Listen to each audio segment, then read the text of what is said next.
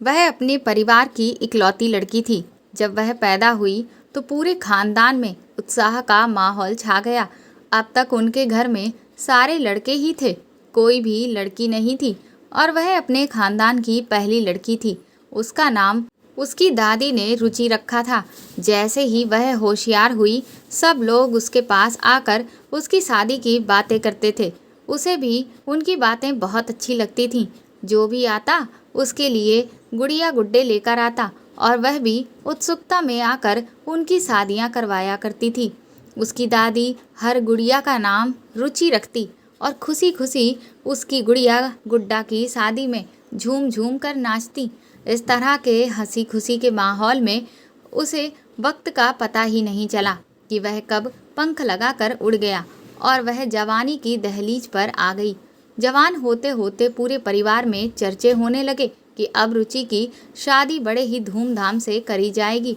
उसका बचपन से बड़ा अरमान था कि उसकी शादी गांव में ही हो, क्योंकि शहर की जिंदगी से वह बोर हो गई थी।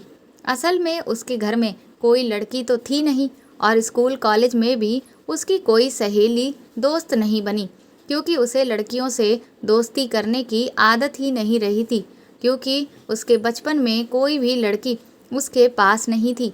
सारे उसके कज़न लड़के ही थे और वह घर में पड़ी अकेले अकेले बोर होने लगती थी। शहर की आबो हवा तो आप सबको पता ही है। शहर बिल्डिंग का एक जंगल है और वह कहानी भी बहुत पढ़ती थी। तो उसका जहाँ ऐसा बन गया कि वह चाहती थी कि उसकी शादी गांव में हो जाए, ताकि गांव की खुली हवा में रहकर वह अपनी ज़िंदगी को एंजॉय कर सके। और हाँ, एक और उसका सपना था कि उसकी कोई ना कोई नंद ऐसी ही हो जिसकी शादी ना हुई हो, ताकि वह शादी के बाद कम से कम एक दोस्त बना सके।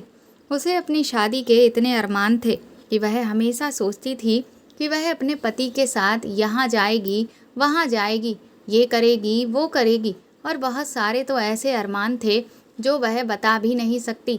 धीरे धीरे उसकी शादी की बात चली और एक बहुत ही अच्छा रिश्ता उसकी नज़र में आ गया। उसकी दादी ने जाकर देखभाल की, उसके भाइयों और पिता ने उस रिश्ते की पूछताछ की। सब कुछ समझ में आने के बाद उसका शादी के बंधन में बंधने का टाइम आ गया और जैसा उसका अरमान था उसकी शादी गांव में हो गई और वह पूरा हो गया। और आखिरकार वह दिन भी आ गया जब वह दुल्हन बनकर शहर से गांव की तरफ आ गई। शादी के कुछ दिन तो बहुत अच्छे गुजरे।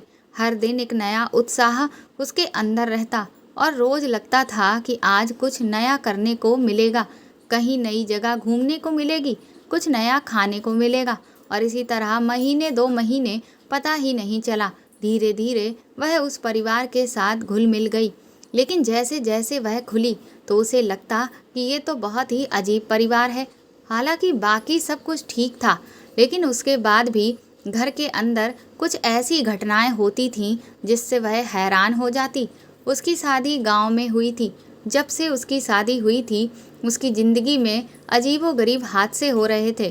पहले तो ये कि इसका पति शादी के बाद ही विदेश कमाने के लिए चला गया। अब यहाँ उसकी पहचान वाला, उसे सहारा देने वाला कोई भी नहीं था, इसीलिए वह अपनी मदद अपने आप ही कर रही थी। एक रात की बात है, वह अकेली अपने कमरे में सोने की तैयारी कर रही थी कि उसे बाहर से किसी के कदमों की आवाज़ आई। आवाज़ इतनी तेज़ थी कि उसके दिल में एक डर सा बैठ गया। उसके बाद उसे बिल्कुल भी नींद नहीं आ रही थी। उसका दिल ज़ोर ज़ोर से धड़क रहा था। सुबह तक उसे नींद नहीं आई। बाद में न जाने कब उसकी आंख लग गई। अभी उसे सोए हुए 1 घंटा ही हुआ था कि उसकी सासू माँ ने उसका दरवाज़ा खटखटाया। बहू, क्या अभी तक सो रही हो? उनकी आवाज़ सुनकर वह चौंक गई, क्योंकि उसे अभी 1 घंटा ही हुआ था सोए हुए। वह अपनी आंखें मलती हुई रोई हुई, उसकी आंखें लाल थीं और आंखों को देखकर उसकी सासू माँ हैरान हो गईं। क्या हुआ बेटी, सब ठीक तो है? उसने सारी बात बताई कि रात को किसी के कदमों की आवाज़ सुनकर वह डर गई थी। तो उसकी सास बोली, बेटी, ये घर इतना बड़ा है कि अच्छा भला इंसान भी डर जाए। तुम ऐसा करना, कल से अपनी ननद के कमरे में उसके साथ ही सो जाना। रुचि ने कहा, ठीक है माँ जी, मैं कल से नीतू दीदी के कमरे में सो जाऊंगी। फिर वह नाश्ता बनाने लग गई। अभी तक नीतू सोई हुई थी। फिलहाल उसने उसे उठाया और उन सब ने मिलकर एक साथ नाश्ता किया। इसके बाद उसकी ननद कॉलेज चली गई और वह दिन भर यही सोचती रही कि आज रात भर किस चीज़ की आवाज़ आ रही थी, लेकिन उसने इस बात का जिक्र किसी से भी नहीं किया। शाम हुई तो वह यह बातें भूल गई, लेकिन सोने से पहले याद आया कि उसकी सास ने उसे कहा था कि नीतू के कमरे में सोने के लिए उसने उसका दरवाज़ा खटखटाया। उसने दरवाज़ा खोला और बोली, भाभी सब ठीक तो है? उसने कहा, माँ जी ने कहा था कि मैं तुम्हारे कमरे में सो जाऊं। नीतू बोली, भाभी मैं आपको अपने कमरे में नहीं सुला सकती, क्योंकि मैं रात भर पढ़ाई करती हूँ तो लाइट सारी रात जलती रहती है, इसीलिए आपको नींद नहीं आएगी। नीतू की बात सुनकर उसने उनका हाथ पकड़कर बोली कि कोई बात नहीं दीदी, मुझे नींद आ जाएगी, मैं हर हाल में सो जाऊंगी, क्योंकि मुझे अपने कमरे में डर लगता है। मैं आपको यहाँ कोई परेशानी नहीं होने दूंगी। उसकी बात सुनकर नीतू ने अपना मुंह बना लिया। ठीक है भाभी, कल से आप मेरे कमरे में सो जाना। उसने कहा, नहीं, मैं आज से ही आपके कमरे में सोऊंगी। कल रात को मैंने अजीब सी आवाज़ें बाहर वाले आंगन में सुनी थी और फिर इसीलिए डर की वजह से मैं अपने कमरे में नहीं सो पाई। उसने कहा, मैं आपको किसी भी किस्म की तकलीफ नहीं दूंगी। ये कहकर वह अपने कमरे में चली गई ताकि अपना बिस्तर और कंबल ले आए। वापस आई तो नीतू अपना कमरा बंद कर चुकी थी। उसे बहुत बुरा लगा। वह वापस अपने कमरे में आकर सो गई। रात भर यही होता रहा। अजीब सी आवाज़ें उसका दिल दहला कर रख देती। अगली सुबह जब उसने अपनी सास को बताया कि नीतू ने उसे अपने कमरे में सोने ही नहीं दिया, तो उन्होंने नीतू को बहुत डांटा और कहा कि कल से अपनी भाभी को अपने साथ ही सुलाना, उसे कोई शिकायत नहीं मिलनी चाहिए। अब नीतू के पास कोई बहाना नहीं था। जैसे ही रात हुई उसने उसके कमरे में अपनी जगह बना ली और कंबल लेकर सो गई। रात का पता नहीं क्या हुआ, नीतू को प्यास लग गई। उसने उसे जगाया और कहा कि भाभी बाहर जाकर ज़रा मेरे लिए पानी ला दो, मुझे बहुत तेज प्यास लग रही है, मुझे बहुत घुटन महसूस हो रही है। ये बात सुनकर रुचि घबरा गई। उसने कहा, नीतू तुमने रात को क्या खाया था? वह बोली, तुम जाओ, जाकर मेरे लिए पानी ले आओ।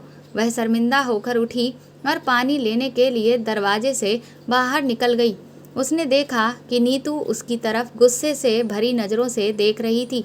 वह पानी लेने के लिए चली गई, पर जब वह वापस आई तो दरवाज़ा अंदर से बंद था। वह हैरान रह गई।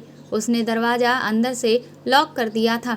उसने दरवाज़ा खटखटाया, पर उसने दरवाज़ा नहीं खोला। उसकी डर की वजह से जान निकल रही थी। रात का अंधेरा, ऊपर से घर भी इतना बड़ा था कि एक कमरे से दूसरे कमरे में जाते हुए बहुत डर लगता था। वह 10 मिनट तक नीतू के कमरे के बाहर ही खड़ी रही और उसने दरवाज़ा नहीं खोला। वह भागती हुई अपने कमरे की तरफ गई और उसे बहुत डर लग रहा था। उसने जैसे तैसे करके अपने कमरे की लाइट ऑन की और अच्छी तरह से इधर उधर देखा।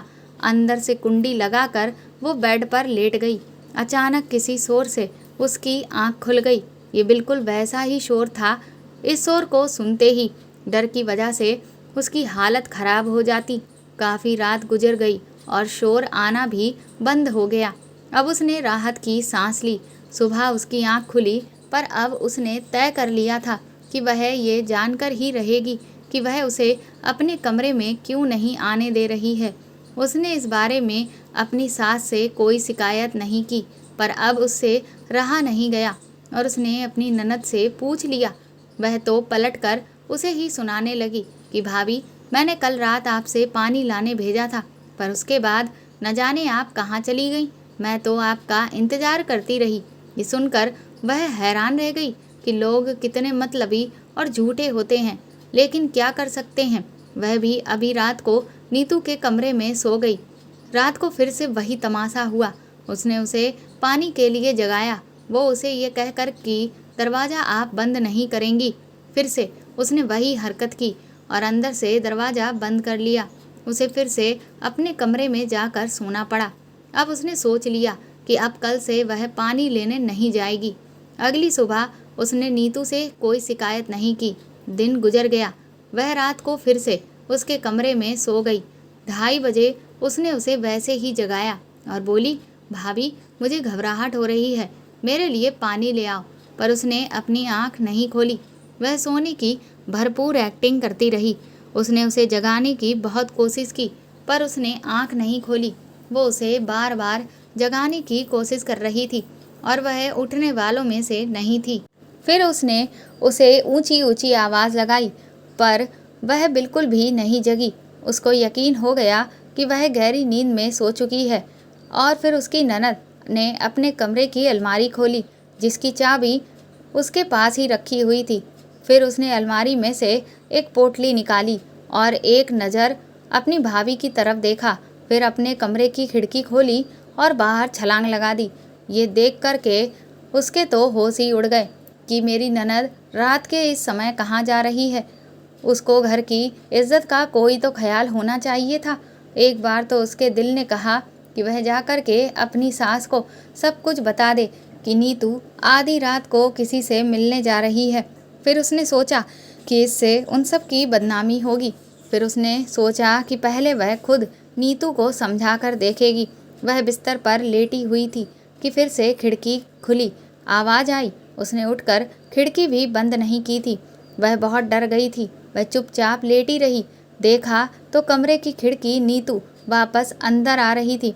उसने खिड़की और अलमारी बंद कर दी और अलमारी की चाबी अपने पास ही रख ली। वो तो हैरान थी और उसके साथ साथ उसकी तरफ देखती रह गई थी।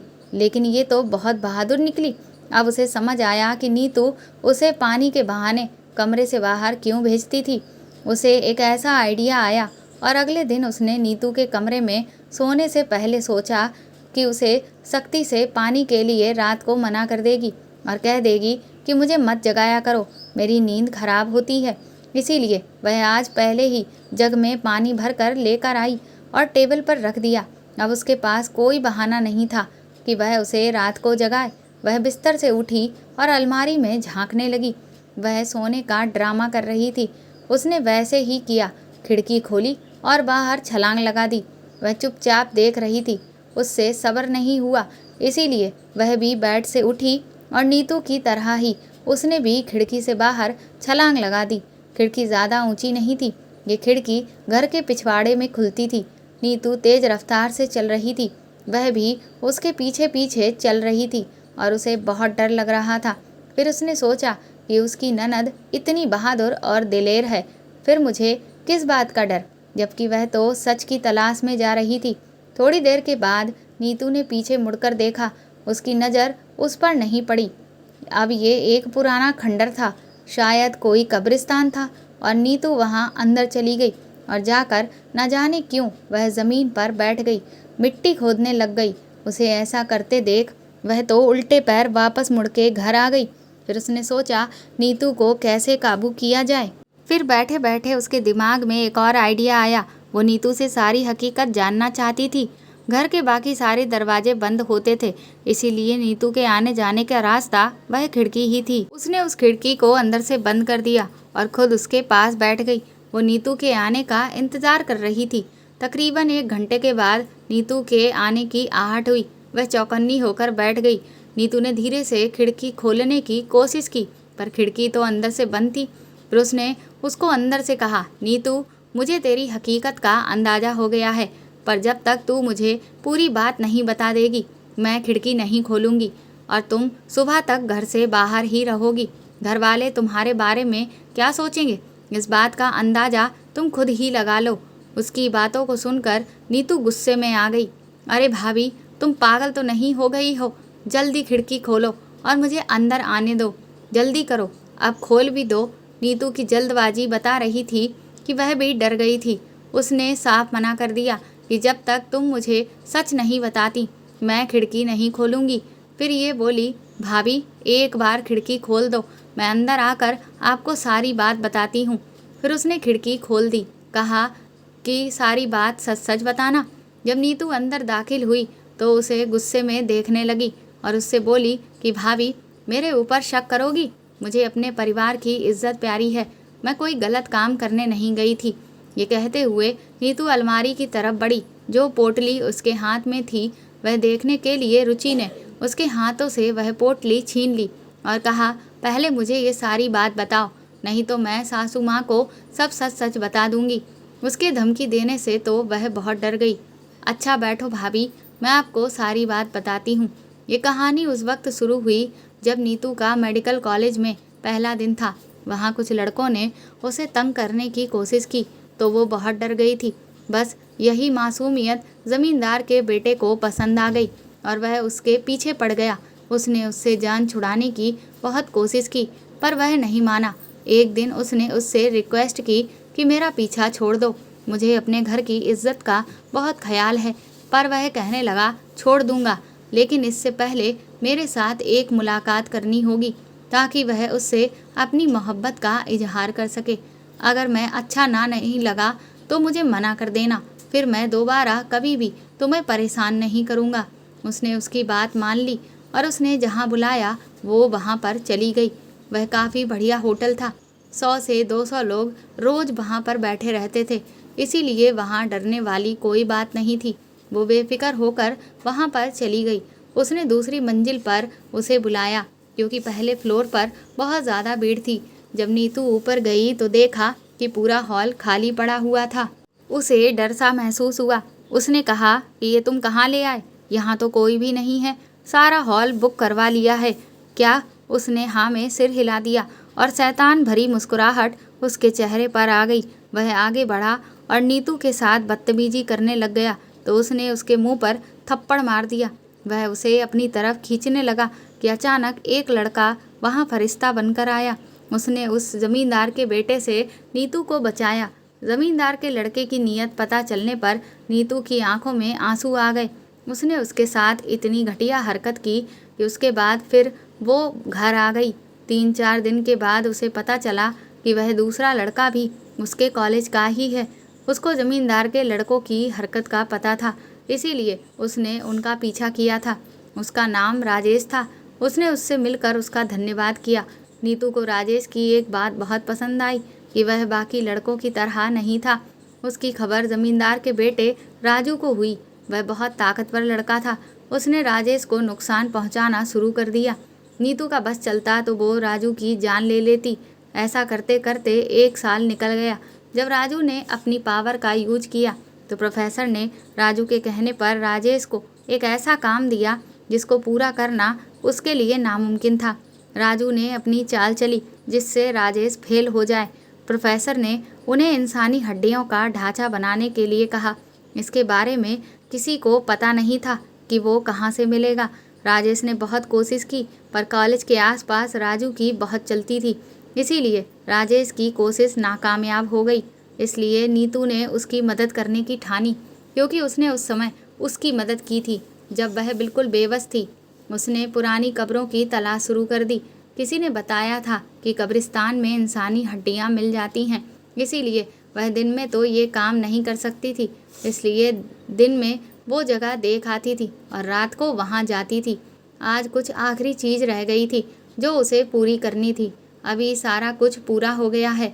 उसने खुशी के साथ रुचि को अपनी पोटली खोलकर दिखाई तो वह हैरान रह गई।